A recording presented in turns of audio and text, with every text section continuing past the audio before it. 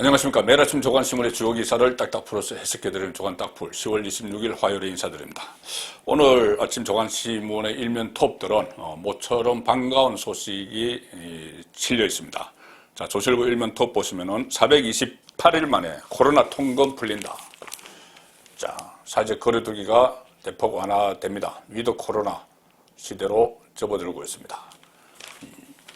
11월부터 일상 되찾는 위드 코로나, 식당, 카페, 시간 제한이 해제되고 모임은 수도권도 10명까지 가능해집니다. 하루 확진이 5,000명이 넘으면 중단 가능성, 그런 일은 없어야 되겠죠. 자, 한국일보는 11월 심야 회식, 12월 콘서트, 되찾는 일상. 이렇게 조간신문에서 모처럼 반가운 기사들이 실렸습니다. 서울신문 일면 톱 보시면은 11월은 식당 등 24시간 영업, 12월은 실외에서 노마스크, 마스크 안 써도 됩니다. 실외에서. 그리고 1월에는 사모임 제한 해제, 그래서 일상 회복 3단계 로드맵. 자, 이런 기사들이 많이 실렸습니다. 또 어떤 조간신문은 일면 톱이 이 기사보다는 어제 KT 1시간가량 목통된 그 기사들 실기도 했습니다. 근데 서울신문 일면 옆에 보시면은 문 대통령 이재명 후보 오늘 청와대에서 만난다. 이 기사가 있습니다. 오늘 11시에 지금 만났는데, 자, 이 상당히 의미가 있는 내용입니다. 얼마 전에 한국형 발사체 누리호 과학자들을 문재인 대통령이 가서 메시지를 발표하는 사진 찍으면서 뒤에 병풍으로 세웠다. 그런 기사가 있었죠. 뒤 배경이 허전하니 과학자들을 쭉 뒤에 도열을 시켜서 사진을 찍었다. 그래서 논란이 있었는데 그것을 기획한 탁현민 청와대 의정비서관이 그 기사를 비판을 하면서 이렇게 이야기를 했습니다. 대통령이 함께 서는 것은 그 자체가 메시지이고 대통령은 여간해서 누구와 함께 서지 않는다. 특별한 격려가 필요한 경우나 메시지의 주인공만이 대통령과 함께 설 수 있다. 자, 이렇게 되면은 오늘 특별한 메시지를 받는 인물은 이재명 전 경기도지사 사퇴했으니까요. 민주당 대선 후보가 되는 것이죠. 자, 오늘 한국일보 보시면 오늘 문 대통령 만나는 이재명 후계자 인정 갈림길에 섰다. 지금 친문 쪽에서는 이재명에 대해서 반감이 상당하죠. 그리고 경선에서 사생결단을 벌였던 이낙연 지지자들도 그렇습니다. 이 상황에서 문재인 대통령이 이재명 여당 후보를 만나는 겁니다. 그래서 경선 후유증에 시달렸던 비문재인계인 이재명 입장에서는 문 대통령으로부터 후계자로 인정받는 계기가 될 전망이다. 대선 후보 선출 16일 만에 해동. 문 대통령과 당내 비주류이자 비문재인계인 이재명 후보는 정치적 결이 서로 다르다. 자, 그런데 문 대통령은 이재명 후보와의 해동이 대장동 의혹에 대한 면죄부로 비치는 것을 피하기 위해 정치적 입장 표명을 자제할 방침인 것으로 알려졌다. 정치적 입장 표명을 할 수가 없죠. 그러면 대통령이 선거법 위반입니다. 자, 그 대신 이 면죄부로 비치는 것을 방지하기 위해인데 이게 면죄부로 비칩니다. 그대로. 탁현민이 이야기했던 말 그대로죠. 대통령이 함께 서는 것은 그 자체가 메시지다. 자, 그럼 면죄부로 비치겠죠. 그런데 이것이 그냥 면죄부로 비치는 정도의 문제가 아니고 이 문재인 대통령이 얼마 전에 이 대장동 관련 의혹에 대해서 이재명이 몸통 의혹이 있는 그 대장동 사건에 대해서 철저하고 신속한 수사를 하라 이렇게 검찰과 경찰에 지시를 한 상태입니다. 이재명이 다 연루가 되어 있는 그 상황에서 그렇게 지시를 했었죠. 그래서 당시 이 지시가 면죄부 주기용이냐, 빨리 수사해서 없는 걸 하라는 이야기냐, 아니면은 친문 쪽에서 반대를 했던 그런 후보이기 때문에 쳐내라는 이야기냐. 저는 쳐내라는 이야기 쪽에 좀 주안점을 두고 말씀을 드렸었습니다. 왜 그러냐면은 만약에 정말 그렇게 면죄부를 주기용이라면은 공식적으로 그렇게 지시를 할 수가 있을까? 그런 몇 가지 이유에서 쳐내기라는 해석을 드렸는데 지금 오늘 상황까지는 쳐내기보다는 면죄부를 주는 쪽으로 가는 것 같습니다. 자, 제가 이 잘못된 분석을 했는지는 조금 더 지켜봐야 되겠지만은 지금 상황은 이 면죄부 주기로 가는 것 같은데 어쨌든 철저하고 신속한 수사를 지시를 해놓고 수사가 지금 끝나지 않은 이 상황에서 오히려 그런 지시 이후에 이 여러 가지 녹취록도 나오고 어떤 뭐 배임 혐의가 더 굳어지는 이재명의 배임 혐의 이런 것이 더 굳어지는 또 배임뿐이 아니고 국감 허위 정원 이런 의혹들도 있고 직권 남용 의혹까지 지금 막 나오는 이 상황에서 여당 후보를 청와대로 불러서 일종의 면죄부를 주는 메시지를 발신하는 겁니다. 특히 이재명 연루 의혹이 막 쏟아져 나오는 이 상황에서 이재명 후계자, 이 낙점을 하는 이런 모습을 연출을 한 것이죠.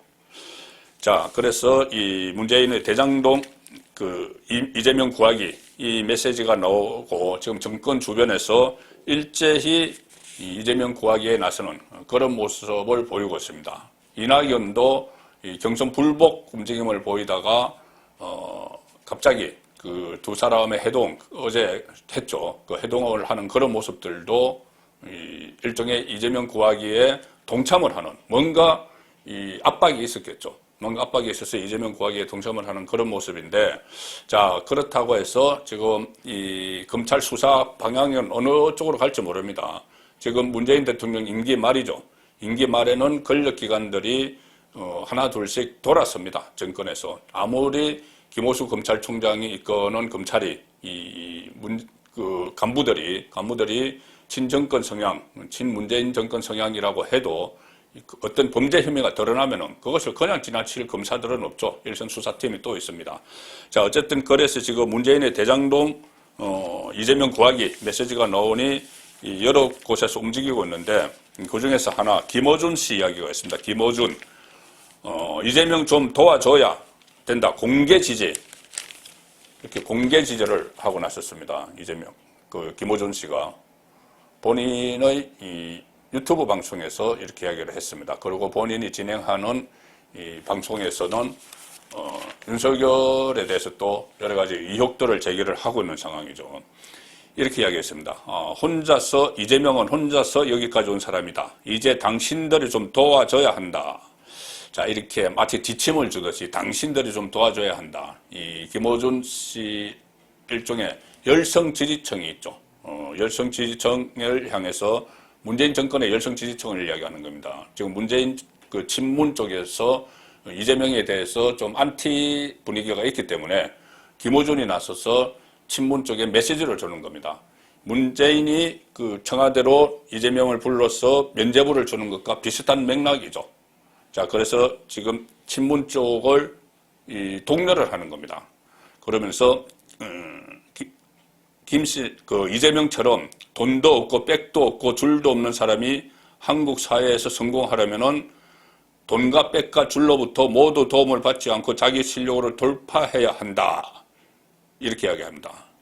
그래서 이것도 일종의 어떻게 보면 갈라치기가 되는 것이죠. 갈라치기. 이 보수 진영을 마치 돈도 있고 백도 있고 줄도 있는 사람처럼 이렇게 딱 묘사를 해놓고 이재명은 거기에 대척점에 있는 사람이기 때문에 도와줘야 된다. 뭐 이런 식의 지금 이야기를 하고 있는 겁니다.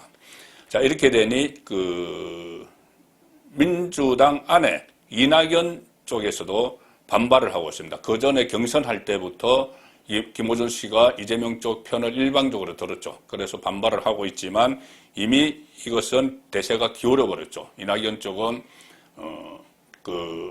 이재명 후보와 찻집에서 만나는 그 장면으로 인해서 더 이상 어떤 경선에 대해서 문제를 제기하기 어려운 상황인데 경선이 끝나자마자 이렇게 김어준 씨가 노골적으로 이재명 편을 드니 발끈하기는 했습니다.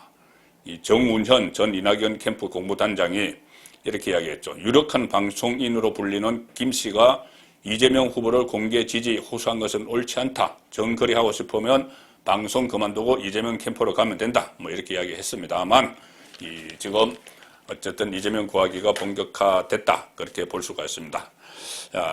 그렇지만 지금 이재명이 대장동 의혹 사건의 몸통이라는 그 중앙 정거들은 지금 차고 넘칩니다. 차고 넘치고 이 정권 차원의 이런 물타기로 덮어질 만큼 그렇게 간단한 일이 아닌 것들이 지금 막 드러나고 있습니다.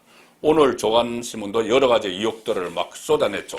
쏟아내면서 보도를 했는데 중앙일보 일면 사이드 보시면은 압력받고 사퇴한 황무성 전 성남도시공사 사장이죠. 어제 녹음 테이프가 녹취록이 어제 조간에 다 보도가 됐습니다. 김은혜 의원, 국민의힘 김은혜 의원이 확보한 이 황무성 성남도시공사 사장 그리고 당시 유한기 본부장이 서로 유한기 본부장이 황무성 사장에게 임기가 끝나지도 않았는데 그만 나가라, 사표 내라, 오늘 중으로 사표 내라, 사표 안 내면 박살난다, 이렇게 한 녹음 테이프가 있었죠. 그리고 거기 이재명 시장의 명, 이런 이야기들이 나옵니다. 자, 그래서 그것에 대해서 이재명 시장의 명이 무슨 뜻인지 중앙일보가 황무성 당시 사장과 통화를 했는데, 압력받고 사퇴한 황무성은 본인을 사퇴시킨 사람이 이재명 시장이라고 생각을 한다.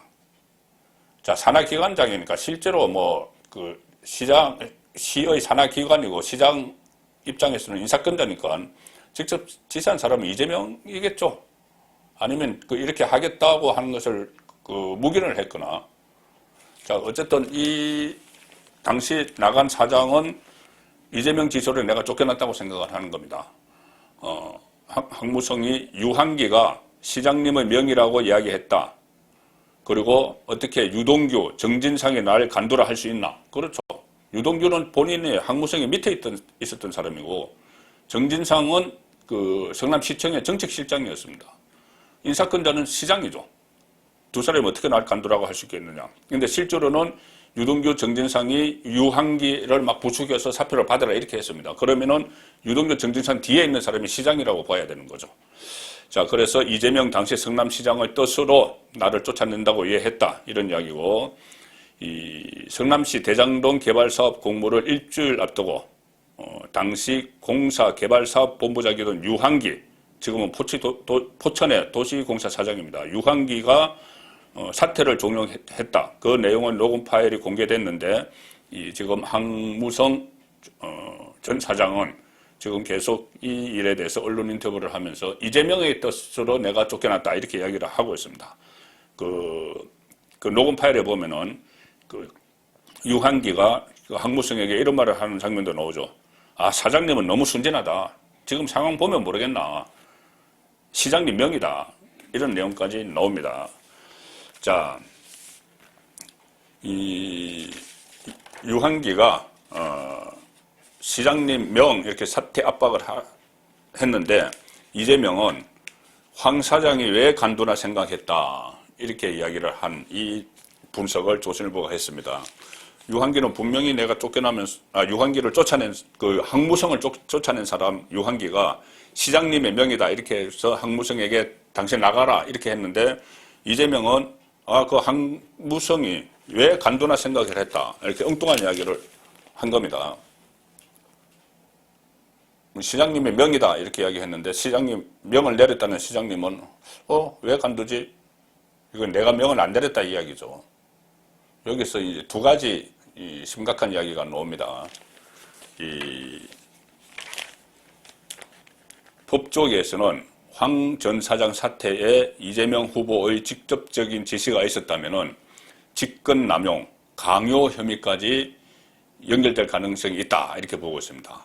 그리고 이 황무성 사장은 또 조선일보와도 통화를 했네요. 조선일보 통화에서는 이렇게 이야기합니다.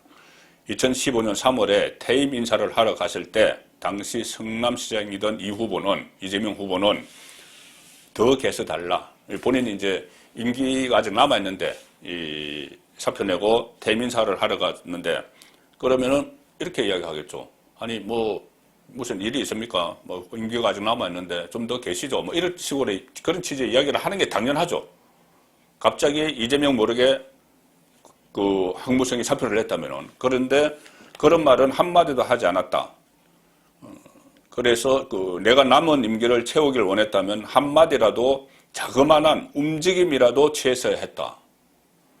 임기를 1년 7개월 가량 남기고 스스로 물러나는 과정에 물러났는데 왜 아무 말도 없느냐. 자, 그러니 물러날 것을 알고 있었다는 이야기죠. 본인이 지시를 했거나 물러나게 하겠다는 걸 묵인을 했거나. 그리고 그런데 이렇게 그 황무성은 이야기를 하는데 이재명 후보는 퇴임 기자간담회에서 이렇게 이야기했습니다. 그 양반, 황무성 전 사장이죠. 그 양반이 퇴임 인사를 하러 왔을 때 왜 그만두지? 라는 생각이 들었다. 잘 안 맞아서 그런가 아쉬워했다. 외부 인사라 적응이 안 되는구나. 뭐 한층 공영 출신이라고 하죠. 싶어서 다시 공직자 출신으로 사장을 뽑았다. 자, 그러면은 이 퇴임 인사를 하러 온 사람에게 물어봤어야죠. 왜 그만두지? 혼자 생각할 것이 아니고 임기도 안 됐는데. 자, 그런데 그런 자그마한 움직임도 없었다는 이야기입니다. 자, 그래서 결국은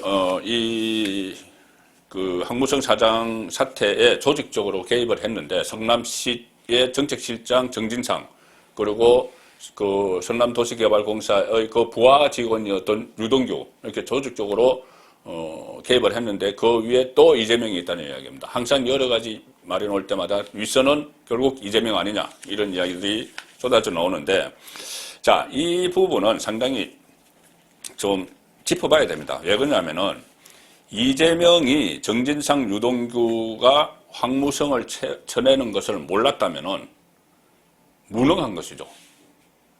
지금 본인은 몰랐다고 이야기합니다. 왜 간두나 생각을 했다. 그럼 무능한 겁니다. 인사권자는 이재명 시장이죠. 산하기관입니다. 성남도시개발공사는. 그러면 성남도시개발공사 사장은 인사권자는 이재명 본인이죠. 그런데 이 산하기관의 본부장이 그러니까 산하기관의 본부장급 그리고 서울시청의 정책실장이 산하기관의 장을 쳐내고 있는데 인사권자인 이재명 후보가 본인이 몰랐다면은 이건 무능한 거죠. 그리고 어떻게 보면은 성남시장이라는 사람이 거의 꼭두각시처럼 그렇게 되어 있는 것이죠. 그 산하기관에서 산하기관장이 쳐내지는 것도 모르고 있었다면은 만약에 그렇다면은 이 국가 운영을 맡았을 때 밑에서 다른 사람들이 뭘 하고 있는지 그거 일일이 간섭할 수가 있겠습니까? 특히 이 국정 운영을 하면서 이거 성남시 조금 그 기초단체 성남시에서 또 이런 일이 일어났는데 그리고 만약에 알았다면은 지시를 했다면은 아니면은 우리가 쳐내겠습니다. 뭐 하고 이거 보고를 받았는데 그렇게 하라 했다면은 이것은 직권남용이고 강요죠. 그 전에 뭐 배임 또 국회 국정감사에서의 그 허위 정원 이런 혐의도 지금 있다 이렇게 됐는데 만약에 이것이 지시가 있었다면 직권남용 또 강요까지 되는 겁니다. 그러면은 상당히 이 검찰 입장에서도 아무리 문재인 대통령이 그 한 말이 철저하고 신속한 수사가 면죄부용 수사를 하라는 말이었다고 해도 이것을 그냥 넘어갈 수는 검찰 입장에서는 없는 것이죠. 자, 그러면 왜 이재명 주변 세력은 이 황무성을 쳐내려 했을까? 여기서 또 하나 키가 나옵니다. 황무성을 쳐내야지 화천대유를 비롯한 민간 업체에 거액을 몰아줄 수 있었다. 그러면 그 거액을 왜 몰아주려 했느냐? 이렇게 되면 다시 돌아서 또 이재명 몸통이 여기 되는 겁니다. 이 동아일보 보시면은 황무성이 사퇴하기 전에 성남도시개발공사의 수익은 50%가 보장이 됐습니다. 현재 기존 3,500억 원이죠. 그런데 사퇴 후에 지금 계속 보도됐다시피 딱 고정이 됐죠. 1,822억 원 고정이 됐습니다. 그래서 이 설계를 바꾸기 위해서 당시 사장을 쫓아내고 유동규 사장 직무대행 이렇게 하면서 이 김만배에게 거액을 몰아준 것이죠. 그래서 김만배에게 김만배 전체 이익을 25%를 주느니 700억 원 주기로 했다느니 그런 말이 여기서부터 또 시작이 되는 겁니다. 자, 180도 바뀐 대장동 개발 사업 구조. 순서가 이렇습니다. 1월 26일, 2015년입니다. 2015년 1월 26일에 이런 안이 있었습니다. 공사에, 성남도시개발공사에 대장동 전체 개발 이익의 50% 수익 보장, 이렇게 그 안을 만들고 있었죠. 그런데 2월 6일에 황무성 사장이 중도 사퇴합니다. 압박에 의해서. 그 다음에 2월 13일에 초과이익 환수 조항 삭제한 공모지침서가 공고가 됩니다. 초과이익 환수 조항 삭제한 공모지침서를 또 그 정민용 변호사가 이재명 시장에게 직보했다는 내용도 어제 제가 전해드렸죠. 자, 검찰은 이 초과이익 환수 조항을 놓고 황 전 사장이 유동규, 그리고 유동규와 의견이 달랐던 점을 사퇴 이유로 보고 있습니다. 서로 초과이익, 그러니까 이 공사 수익을 최소 50%는 보장을 받아야 되겠다. 50% 지분을 가지고 있기 때문에 도시개발공사가. 그런데 이 유동규 쪽은 1,822억 원으로 고정을 하고 초과이익 나오는 부분에 대해서는 그 환수를 할 수 있는 조항을 빼버렸죠. 자, 그래서 그게 서로 사퇴 이유가 된 것이고, 그런데 이 검찰은 또 하나 이것과 연결되는 이야기를 한 게 뭐냐면은 유동규의 공소장을 통해서 2014년 말부터 2015년 2월까지 이 유동규가 대장동 개발 민간사업자 화천대유 자산관리 대주주 김만배에게 특혜를 제공하기로 약속했다. 이것도 검찰이 이야기한 겁니다. 그러니 왜 특혜를 제공을 하기로 약속을 한 그 부분이 검찰이 밝혀낸 것이고, 또 하나는 특혜를 주기 위해서 설계를 바꿔야 되는데, 설계를 그쪽으로 해야 되는데 이 항무성이 장애물이 되니 항무성을 제거한 거다. 검찰 수사에서 나오고 있는 겁니다. 그렇다면 검찰이 이 사건을 그냥 덮을 수는 없겠죠. 자, 이렇게 이 문재인 대통령이 면죄부 주기형 그 수사 지시를 했을 가능성이 높고, 또 면죄부 주기형 이재명 면담, 이것과 별개로 어쨌든 검찰이 철저한 수사를 할지는 또 지켜봐야 될 것 같습니다. 그리고 문재인 정권이 만든 또 하나의 수사기관이 있죠. 그 국정과제 1호 공수처.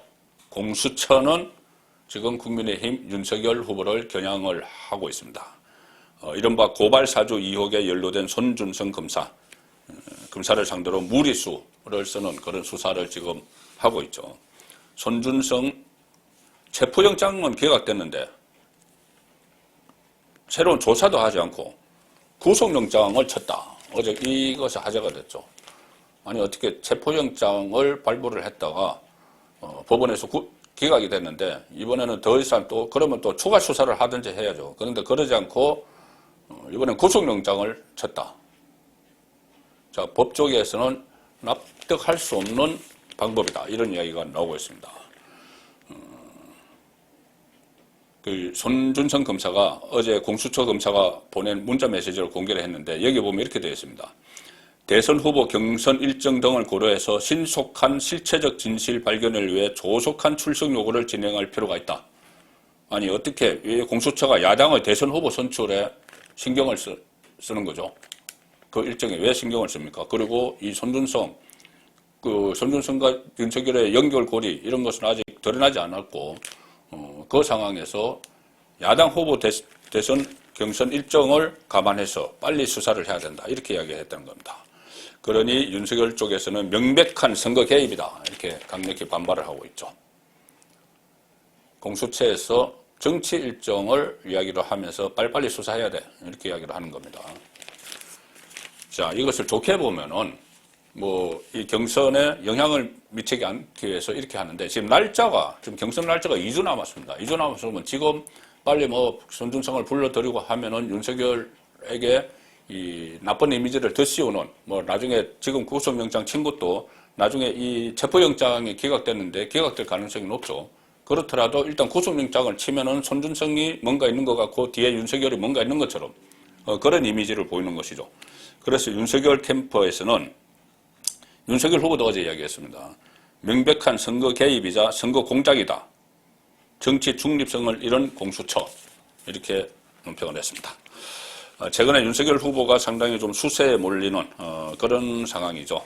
이 설화프레임 또 전두환 전 대통령 관련 발언이 제대로 진위가 전달되지 않아서 이 참모들이 제대로 또 대응을 하지 못한 그런 측면이 있으면서 윤석열 후보가 상당히 곤란을 겪고 있는데 최근에 윤석열의 태도가 확 바뀌었습니다. 어제 저도 충청 지역 TV 토론회를 지켜봤는데 윤석열 후보가 좀 자신 있게 대답을 해야 되는 부분도 좀 머뭇머뭇하는 그런 장면들이 있었죠. 가령 어제 유승민 후보가 배달하는 사람들, 라이더의 처우 문제를 물어봤는데 거기에 대해서 상당히 말을 제대로 하지 못하고 뭐 이런 식으로 해서 그것이 지금 또 짧은 방송을 해서 막 퍼지고 있습니다. 그 질문이 본인은 유승민 후보 본인은 이 라이더들의 그 하소연들을 다 보고 다 파악을 하고 물어보겠지만은 그것을 처음 듣는 후보는 거기에 대해서 적답하기 어렵죠. 자, 그런 식의 또 그런 그 토론상의 좀 부적절한 그런 질문이 있었다 해도 어쨌든 윤석열 후보가 그 부분에 대해서 좀 뭔가 본인이 자신 있게 이야기를 할 수도 있었는데 그렇게 하지 않았습니다. 왜 그러냐면은 또 다른 문제를 일으킬까봐. 그래서 국민일보는 오늘 원고 읽고 단답형 답변 윤석열이 개 사과 파문 후 조심 또 조심 이렇게 분석 기사를 냈습니다. 원고를 읽고 또 질문을 받으면 단답형으로 그때는 좀 장황하게 이야기했죠. 그전에는 장황하게 이야기했습니다. 여러 가지 사례를 들면서 그러다 보니 뭐 후쿠시마 원전 이야기도 나오고 뭐 여러 가지 뭐 불량식품 이야기도 나오고 다 사례를 들다가 나온 이야기들입니다. 전두환 전 대통령 이야기도 사례를 든 이야기죠. 윤석열이 하고 싶은 말은 이 대통령이 되면 내가 검사 생활만 해서 모든 분야를 알 수가 없으니 군인 생활만 한 전두환처럼 이 전문가에게 맡기겠다. 중요한 그 어떤 뭐 전문 경제 같은 이런 분야는 그 이야기를 하면서 사례를 막 들다가 보니 이런 일이 발생을 했는데 자 윤석열 전 총장이 반려견 사과 사진과 전두환 옹호 발언 논란이라는 예상치 못한 암초를 만난 후 조심 모드로 전환했다. 현장에서 적극적인 연설을 주로 해온 스타일을 바꿨다. 준비해온 원고를 그대로 읽었다. 기자간담회에서 질문에 단답형으로 답하면서 불필요한 말을 줄이려고 애썼다. 자, 어제 충청권역 선대위 임명장 수여식에서 A4 용지 한 장을 꺼내서 읽었고 또 기자들 질문에도 단답형으로 얘기했다고 합니다. 자, 어쨌든 이제 국민의힘 경선 레이스도 막바지를 향해서 달려가고 있죠. 허점투성이, 결점투성이 이재명 후보를 상대로 누가 나설지 이제 벌써 다음 주 되면은 결정이 됩니다. 다음 주 되면 투표가 시작이 돼서 11월 5일에 국민의힘 후보도 결정이 되죠. 10월 26일 보내드린 조간닥풀이었습니다.